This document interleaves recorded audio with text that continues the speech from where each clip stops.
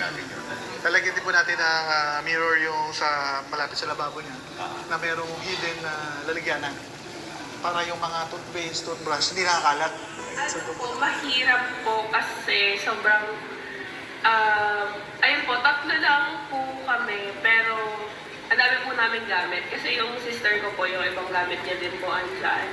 So parang pinagpatong-patong na lang po. Tapos yung, ako po kasi parang mas marami pa po akong gamit kay na mama tsaka kay kuya. Kaya as much as possible nagde-declutter po ako. Pero ayun po, yung pinagkakasya po namin, inaayos, hanggat kaya po, inaayos naman para po mas ma-maximize yung space kahit po napakaliit.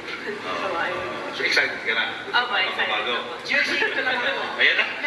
Nakita mo yung dyan, andyan yung folding bed ko pang shooting.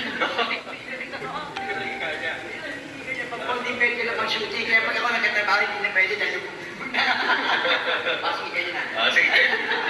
Pero pang-huli na lang, anong wish mo para sa nanay mo? Ayan, ang wish ko po para kay mama is magtuloy-tuloy na po yung projects niya and yung pagbabago po. Ay, sana pumayat na rin po siya. Ano na? Pumayat na po. Mas malakas pa po kumain sa akin.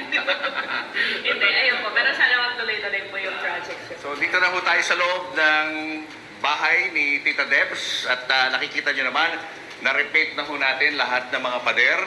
Ang hindi pa natin nakakabit ngayon ay yung mga shelves o yung mga cabinets. Pero meron na tayo na ilagay dito.